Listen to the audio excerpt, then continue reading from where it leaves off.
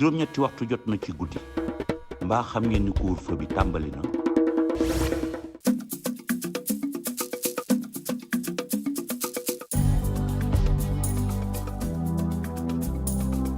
Bonsoir, il est 20h sur les antennes de la télé Futur Média. C'est parti pour le sommaire de cette édition. 13 nouveaux cas positifs testés au coronavirus ce samedi au Sénégal. 15 patients déclarés guéris. Notre pays compte actuellement 123 patients sous traitement. Le chef de l'État lance le top départ de la distribution des vivres dans le cadre du plan de résilience contre le Covid-19. C'était au port autonome de Dakar. Macky Sall n'exclut pas un confinement total si la situation l'exige.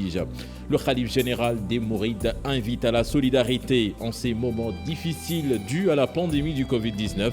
Serigne Mountakha Mbacké affiche sa solidarité vis-à-vis des Sénégalais de l'extérieur. Et puis Thiaroye-sur-Mer perd le sommeil à cause d'une pirogue suspectée de débarquer des malades du Covid-19. Les habitants demandent aux autorités de garantir leur protection. Voilà le sommaire de ce 20h, tout de suite le développement.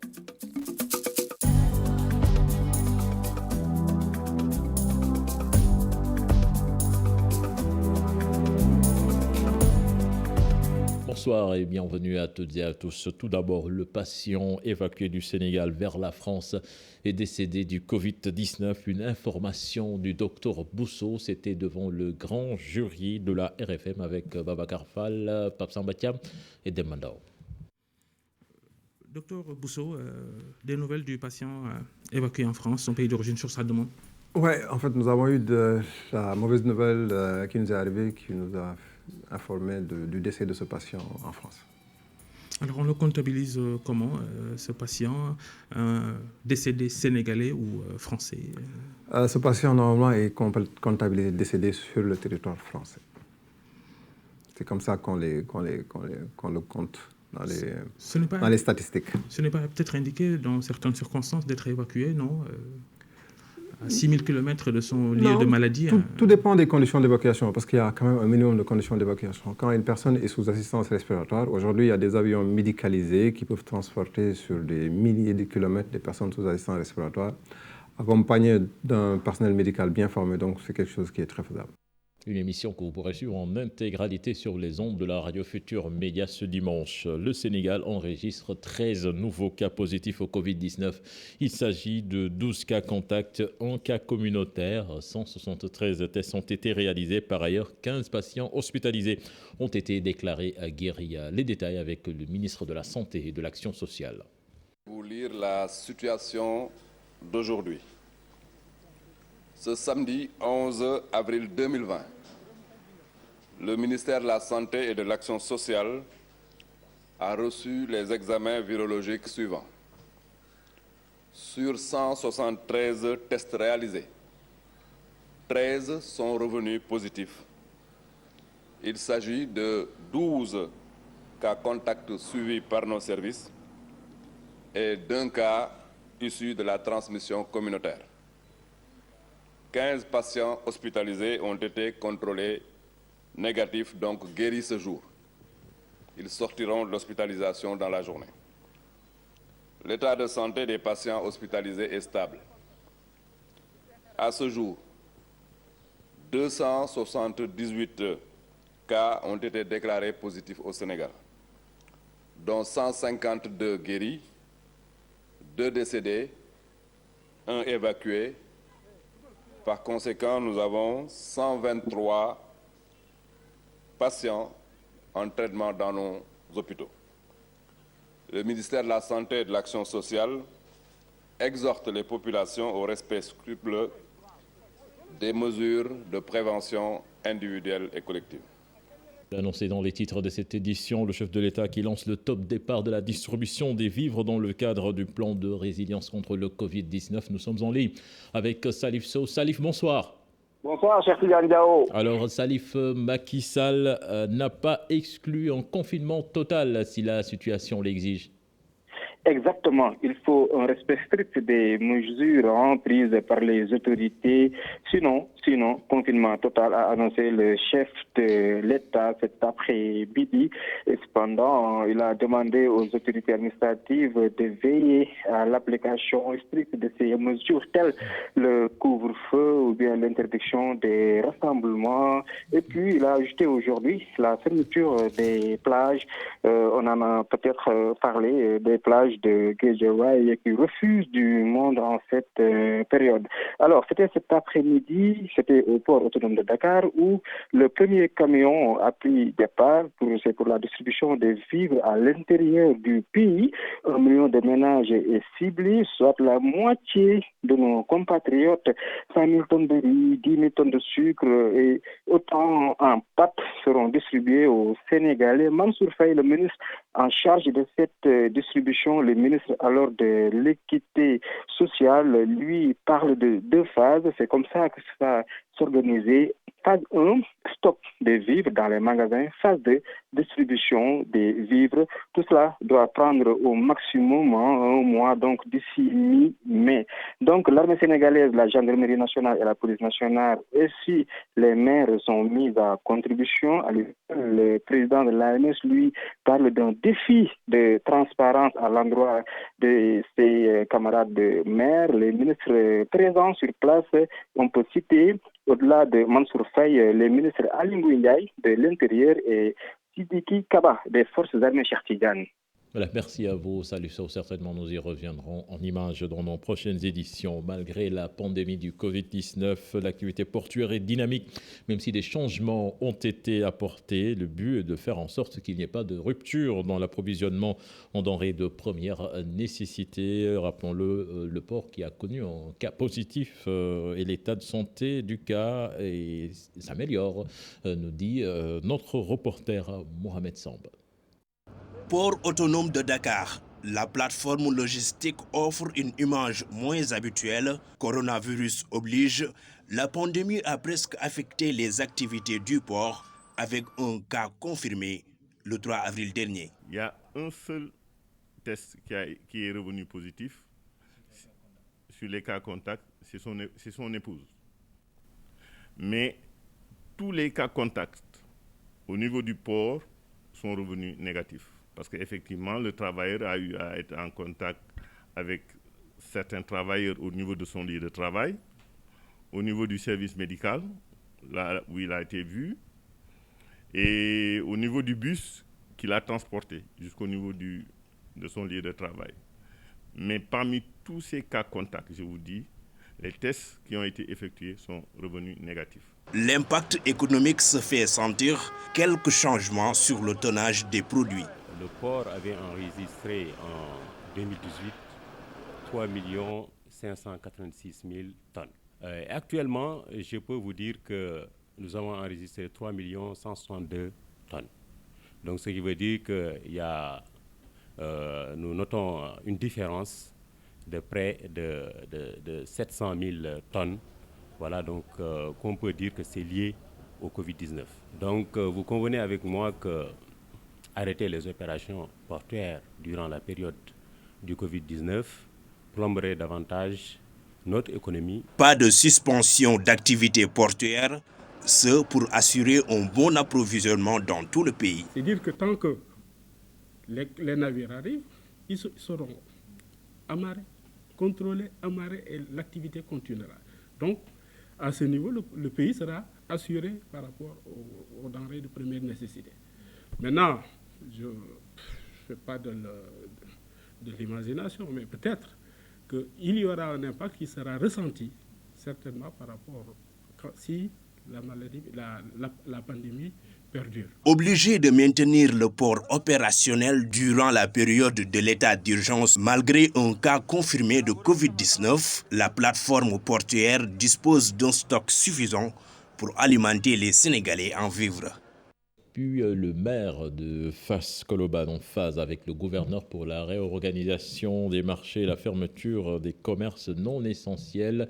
Il soutient que ce sont des zones de rassemblement où le Covid-19 se propage rapidement. Ousmane Doye, que je vous propose d'écouter au micro de Pape Faradine et Ahmadouba. Nous avions déjà annoncé il y a quelques jours que ce sont des décisions qui ne peuvent être prises que par l'autorité. Nous, ce que nous savons faire, c'est fermer un marché pendant un temps déterminé. prendre des mesures pendant un temps déterminé. Mais quand il s'agit de prendre une décision aussi importante, nous avons jugé, nous l'avons toujours dit, que c'est l'autorité qui doit prendre cette décision. À la bonne heure, la décision est prise et le gouverneur nous a trouvés sur la voie parce que nous avions déjà décidé, nous, avec tous les risques que ça prend, de fermer le marché de Gueule-Tapée. Si le gouverneur aujourd'hui fait un arrêté, il interdit que le marché fonctionne, je dis à la bonne heure, parce que nous, ce qu'on voulait, c'est que ce marché-là, que 40 personnes ne peuvent pas s'opposer au nettoiement de ce marché, pendant que nous sommes dans une période extrêmement dangereuse pour tout le peuple. Dès le début, nous avons commencé. Là, la question pour laquelle vous êtes venus aujourd'hui, c'est l'histoire des marchés. Nous avons été les premiers à dire fermons les marchés, parce que c'est un lieu de rassemblement, et c'est dans ces lieux de rassemblement que ces virus invisibles et inodores peuvent s'infiltrer. Il mettra l'armée et la police à la disposition des mairies pour nous accompagner. Donc nous, on est prêts, on leur ouvre les bras, ils viennent vers nous et puis on les accompagnera dans le travail qu'ils sont en train de faire. Puis à Rufisque, les autorités de l'Église ne comptent pas rester les bras croisés en cette période de pandémie du coronavirus et elles appellent les fidèles au respect des mesures prises par les autorités sanitaires.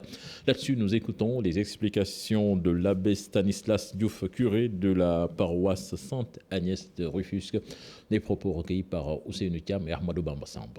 Je voudrais surtout lancer un appel, comme vous le faites, un appel à la responsabilité. Responsabilité, mais en même temps au respect individuel. C'est-à-dire le lavement des mains, le respect des distances, comme on nous demande, et pas de salutation, prendre régulièrement la température, et puis, comme on le dit, rester chez soi. Parce que c'est important que chacun de nous prenne conscience de la gravité de cette maladie-là. Donc ce respect individuel, à mon avis, est très très important. Respect également des mesures du président. Depuis que le virus, la maladie est arrivée chez nous, il ne cesse de se battre pour pouvoir enrayer cette maladie-là. Tout à l'heure, là, je vous parlais un peu des messes que nous avons suspendues dans nos églises. Respect également du couvre-feu. Respect de l'état d'urgence. Donc, je pense que tout ça contribue à la lutte que nous sommes en train de mener. La douane sénégalaise, de son côté, compte pleinement jouer son rôle également dans la riposte contre le Covid-19 et surtout faire preuve de vigilance au niveau des frontières. Là-dessus, nous écoutons les explications du colonel Sambadia, interrogé par Pape Faraning et Ahmadouba. Bien avant, on avait anticipé à travers un message de M. le directeur général des douanes qui prescrivait un certain nombre de mesures de prévention au niveau individuel et collectif. Ces mesures, bien entendu, s'inscrivait dans le cadre de l'ensemble des mesures qui étaient recommandées par le ministère de la Santé et de l'Action sociale. Oui, c'est toujours de respecter les consignes du ministère de la Santé, notamment pour nous, agents des douanes qui sommes aux frontières. Dans un contexte de pandémie, où vraiment tous les services sont vraiment en marche pour chercher les moyens vraiment de secourir et de protéger leurs agents. Voilà, c'était la douane donc qui compte jouer sa partition dans cette lutte contre le Covid-19. Carreau-sur-Mer, les pêcheurs ont perdu le sommeil à cause d'une pirogue suspectée de débarquer avec des malades du Covid-19. Une bagarre a même éclaté la nuit dernière et les habitants invitent les autorités à garantir leur sécurité. Un reportage signé Habib Faye et Modou Diop. Après la plage de Yarar et son lot de désagréments, une autre bagarre entre pêcheurs. À Thiaroye-sur-Mer aussi, la tension monte d'un cran. La méfiance de l'inconnu est de mise. Une confrontation entre pêcheurs suite à une pirogue qui aurait débarqué avec des individus atteints du coronavirus. teel na ñangal ñu ngi dàq ko ay 3 heures du matin te booba ñu ngi ci couvre-feu bi lépp jour boobu Thiaroye Mbao Bargny yéen amul kenn benn tefes bu nelaw ñëpp góor jigéen ñëpp a génn ci tefes ñëpp a góor ak jigéen ñëpp a génn taxaw ci tefes gi ñu taal ay pneu li ko dalee fa Thiaroye commencé ba fa Thiaroye yem. noonu la demee nag fii lañ leen yebbi tefesu Thiaroye tefesu Yaraax wala tefesu Bargny bi ñu defee alerte bi ñëpp a génn ci guddi gi kanoot bi gars yi gis nañ ko mu jaar nii ba jaar côté camp ba topp nañ ko ba côté camp ba ñu bàyyi ko mu dem. Dans ce village de pêcheurs, on veille nuit et jour. Le calme est revenu le long du littoral de 6 km, mais les populations se disent menacées par le Covid-19. gaaru corona yooyu seen siège instant yi diggante Yaraax ak Caaray lañ ko def te loolu noonu ñun jeunes yi teg nañ ci suñu bët kulli kun ci war a waxal fii wax na noog ñoom mais boo gisee affaire bi xaw a metti ay intérêt personnel da cee laxas. dama ne la nanu toog seeni kër ba feebar bi jeex bu ñuy ñëw doog a ñëwaat mais duñ leen fi ba ñu nuy wàlla feebar muy tey muy suba duñu bàyyi suñu xeex li ñuy wax nag Caaray ku mu ci intéressé kaay ñu ànd ñu xeex. De grandes concessions à l'intérieur, des maisons étroites où vivent plusieurs familles. Les habitants invitent les autorités à renforcer la sécurité pour bien protéger les populations.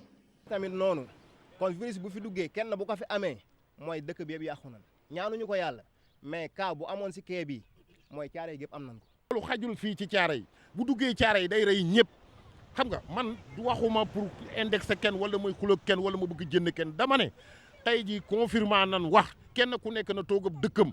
Plus de 18 000 personnes se réveillent tous les jours dans ce village traditionnel de pêcheurs.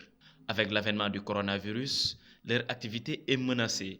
Un mal qui s'ajoute à la rareté du poisson, mais ils sont obligés d'aller en mer, toujours avec la peur au ventre.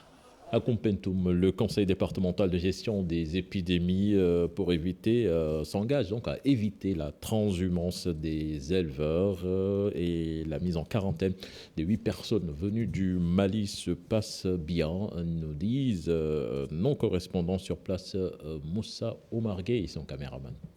Situé entre une zone de transhumance par excellence et la frontière de la Gambie, Koumpentoum mérite une attention particulière pour limiter les déplacements afin de stopper la propagation du virus Covid-19. C'est une lutte vraiment qui est un peu complexe parce que vous savez, Koumpentoum, c'est un centre vraiment où il y a, par exemple, de Payar, c'est un zone d'entrée. De Gambie aussi, c'est un zone d'entrée. Donc la lutte que le président lance, c'est vraiment de sensibiliser les populations en leur disant de respecter les consignes. Chacun reste chez lui. Si on fait ça, vraiment avec les consignes données par les acteurs de santé, j'espère qu'on va vraiment vaincre cette lutte. Revenant sur les 8 individus confinés, d'importantes mesures ont été prises par le comité départemental de gestion des épidémies. Dans le cas des 8 personnes confinées à Koumpentoum, ils sont bien traités. Ils sont bien traités, bien nourris. Ils boivent du thé à leurs entretiens, comme si c'est des membres de notre famille. Ils m'ont même appelé aujourd'hui 3 fois, le chauffeur et 2 autres, pour nous remercier. Et nous osons espérer que aussi d'ici 10 jours, qu'ils rentreront en tout cas sains dans leurs différentes familles. Le conseil départemental de Koumpentoum a déboursé au total plus de 5 millions de CFA dans le cadre de la lutte contre le virus Covid-19. Annoncé dans les titres de ce 20h, le khalife général des Mourides qui prône la solidarité en cette période difficile due à la pandémie du Covid-19. Serigne Mountakha Mbacké se dit solidaire des Sénégalais de l'extérieur en cette période de crise. Son porte-parole, Serigne Bassa Abdou Khadre, en parle au micro de Mohamed Diop et Talla Samb. ci biir réew mi te yàlla dogal lii fi suñu borom wàcce ko fi ne ñëpp xam ne yàlla moo ko fi wàcce. Que tout le monde sache que ce virus est une création divine comme nous autres humains. Nous devons l'accepter comme tel. Le khalife a une pensée profonde pour tous les Sénégalais d'ici, mais également pour ceux de la diaspora. Quelle que soit la distance, il pense à vous et vous marque également sa solidarité.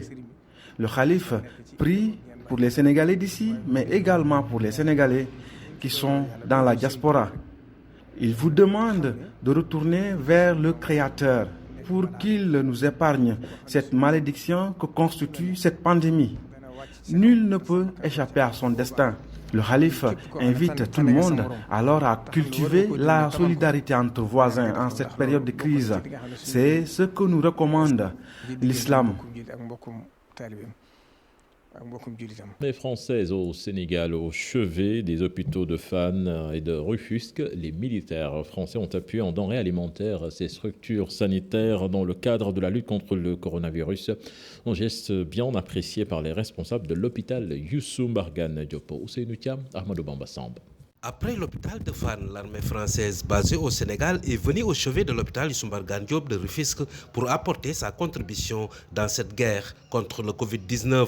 En fait, le choix de l'hôpital, ce sont des choix que j'appellerais multiples. Nous avons commencé par nous tourner vers des associations qui s'occupent et qui aident les enfants en difficulté que l'on trouve dans les rues. Vous voyez très bien à quoi je fais allusion.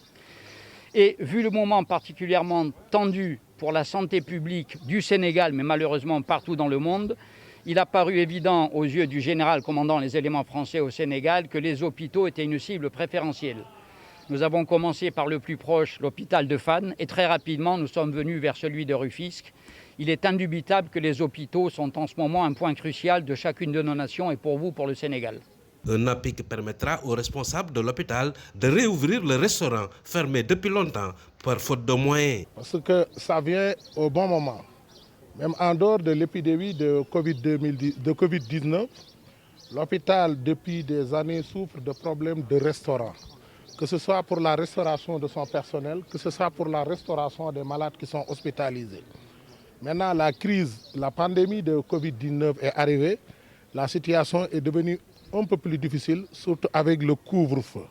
Ce qui fait que depuis un certain temps, nous on était en train de réfléchir comment ouvrir le restaurant. Malgré les difficultés auxquelles cette structure sanitaire est confrontée, le médecin-chef estime que l'hôpital est prêt à accueillir des malades atteints du Covid-19. Puis à Mbour, plus de 450 personnes interpellées par la police et la gendarmerie depuis le début du couvre-feu. Et les autorités locales invitent les populations plutôt à respecter la décision de l'État. Elles dénoncent aussi les chauffeurs qui défient l'autorité par rapport au transport interrégional. On voit cela dans cette correspondance signée Mamadou Gueye et Abdourahmane Diallo.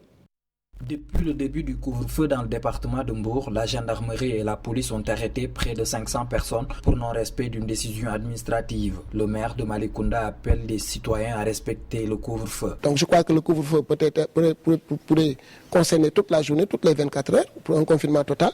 Mais si les autorités ont pris l'option de faire le couvre-feu à partir de 20 heures, c'est parce que certainement ils ont compris que le pays a besoin de travailler. Nous n'avons pas assez de ressources et nous avons besoin de travailler la journée. Mais quand même la nuit, nous pouvons quand même faire le sacrifice, nous tous, de rester chez nous. Les forces de l'ordre ont aussi mis en fourrière plusieurs véhicules. Des chauffeurs ne respectent pas la décision interdisant le transport de région à région. Le député maire de Nguéror demande aux autorités de sévir. Si toutefois que j'ai des informations concernant ces véhicules-là, moi je vais les dénoncer. Je suis prêt à les dénoncer. Ce n'est pas normal. C'est pourquoi j'ai dit au grand ce matin, il faut amener encore les fouillés parce que sinon les gens ne respectent pas les règles. Aussi, il y a beaucoup de gens qui sont indisciplinés pour ça. Au même moment, certains Sénégalais essaient de passer par la mer pour rentrer au pays. Le président du conseil départemental de Mbour appelle à beaucoup plus de vigilance. Les acteurs de la pêche, il faut que nous soyons vigilants. J'invite les acteurs de la pêche à être vigilants et de ne laisser aucune pirogue accoster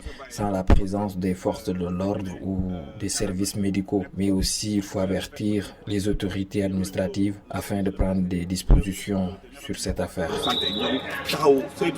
Le département de Mbour a enregistré 14 cas de coronavirus. 2 d'entre eux sont... Moins 150 chauffeurs de transport en commun issus des régions de Thiès, Diourbel, Dakar et Kaolack sont bloqués à Ziguinchor depuis l'entrée en vigueur de la mesure de suspension du transport interurbain. Leurs collègues de la région du Sud ont fait face à la presse pour demander à l'État de leur permettre de rejoindre leurs familles respectives. Pape Touré, président de la gare routière de Ziguinchor, en parle au micro de Boubacar Diassi et Lamine Mandian. Donc ce Covid-19 est un problème. Tout le monde doit protéger sa famille, doit lutter pour son pays. Mais après ce mesure-là, il y a tellement de blocages, il y a plus de 150 chauffeurs coincés ici à Ziguinchor. C'est un problème aussi. Voilà ce problème-là qui nous dérange. Mais en premier temps, nous avons pris ça parce qu'ils nous ont dit d'ici 15 jours. Donc nous sommes obligés de la gare routière qui fait vivre ces chauffeurs-là. Mais aujourd'hui, au moment que je vous parle, je sais que d'ici la fin de la semaine, on ne peut plus continuer de faire vivre ces gens-là. Parce que le budget est terminé. Donc, le ministre du Transport, le directeur du Transport, il connaît que Ici à Ziguinchor, il y a des chauffeurs coincés ici. Donc ce que nous demandons à l'État, de laisser les chauffeurs là qui sont coincés dans les gares routières du Sénégal, de rentrer chez eux. Parce que finalement, si vous voyez, il n'y a que 4 régions. Il n'y a que la région de Kaolack, il y a Diourbel, il y a Thiès et Dakar qui sont coincés à Ziguinchor. Maintenant, ce que nous demandons, le ministre du Transport, de demander le ministre de l'Intérieur de laisser ces chauffeurs-là rentrer chez eux. Voilà purement et simplement que nous demandons. Les chauffeurs doivent rentrer chez eux. Voilà ce que nous demandons. Puis à Kaolack, les gares routières sont pratiquement vides. Aucune activité, tout est à l'arrêt. Transporteurs, coxeurs et autres acteurs vivent dans le dur ces derniers moments. Ils estiment vivre la pire période de leur existence et demandent un soutien à l'État du Sénégal. Ibrahima Diamé, Faligay. Presque du jamais vu, une gare routière quasiment désertique en pleine journée, pas de véhicules de transport, pas de commerce, ni de clients, encore moins de coxeurs. La crise sanitaire a frappé de plein fouet l'économie de la gare routière dénommée Garage Dakar, porte d'entrée de la ville de Kaolack. Les transporteurs sont dans le pétrin. Je dis que depuis 2001, la gare routière n'a pas subi cette action-là. Vraiment, c'est un problème très grave, parce que tout le monde est en chômage. Les chauffeurs, les coxeurs, les commerçants, les artisans, tout le monde est en chômage. Tous les chauffeurs vivent de jour en jour. Qu'on nous lance au chef de l'État et au ministre du Transport pour que l'aide qu'il amène aux chauffeurs vienne le plus rapide. Puisque tous les chauffeurs et transporteurs sont fatigués en ce moment. Autre gare routière, même scénario à la gare routière dénommée Garage Nioro également. Vers la sortie de Kaolack, la situation est la même. Cet espace jadis impénétrable a complètement désempli. L'anarchie habituelle cède la place aux mesures prises contre le Covid-19. Donc vous l'avez constaté vous-même, la gare routière de Nioro s'est désemplie parce qu'il n'y a aucun véhicule dans la gare routière. Toutes les cantines sont fermées. Donc c'est la recommandation qu'avait donnée l'autorité. Ça a respecté à 100% à la gare routière de Nioro. Vous venez de le constater, il n'y a aucun véhicule. Ce que nous vivons maintenant, c'est très dur parce que les véhicules ne sont pas là. Personne ne travaille actuellement et le chauffeur ne vivait que du quotidien.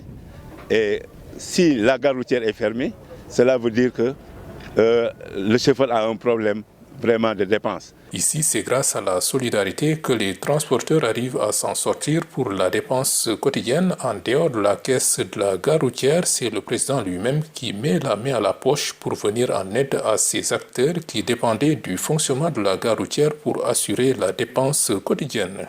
Autre aspect de cette crise du Covid-19, la rentrée scolaire, sauf report, devrait se faire le 4 mai prochain. En attendant, tout un programme pour encadrer les élèves à la maison au niveau national. Aminata Baresso nous en dit davantage. Comment encadrer son élève en cette période d'état d'urgence? Les parents d'élèves ont-ils trouvé la formule magique pour accrocher leurs enfants aux cahiers et aux livres? Des questionnements. Pour réussir la gestion de la crise, assurer une bonne continuité pédagogique des apprentissages, maintenir le lien avec les apprenants, capitaliser, optimiser les ressources qui sont disponibles. Le ministère, nous pensons, est obligé, ensemble avec les partenaires, de capitaliser l'ensemble des ressources disponibles. Des émissions télé sont proposées à cet effet, des plateformes d'enseignement en ligne aussi. Toute une variété pour aider les élèves à être à jour. Ces ressources, ce sont des films, donc des vidéos de cours présentés par des collègues, maîtres et professeurs. Ce sont des leçons, ce sont donc des illustrations, ce sont des exercices, ce sont donc l'ensemble des examens.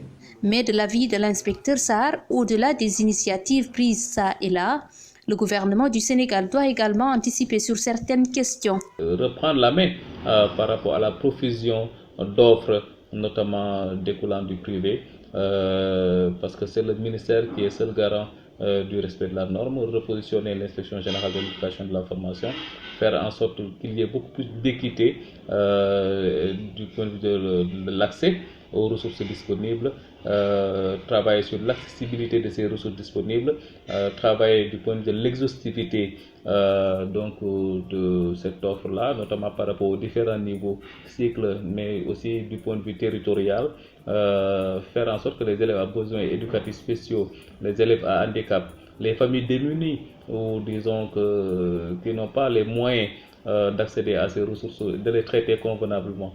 Un mois, une semaine, des heures de moins dans le quantum horaire défini par la législation. El Cantarasa rassure, pour l'inspecteur, il n'y a pas péril en la demeure. L'année scolaire peut bien être validée si bien sûr les enseignements arrivaient à reprendre le 4 mai, date avancée par les autorités en charge de l'école. Merci à vous, Aminata Baresso. C'était le dernier élément de ce 20h. Prochain rendez-vous pour l'information, ce sera à 0h avec le tout en image. Excellente suite de programme en compagnie de la TFM. Au revoir.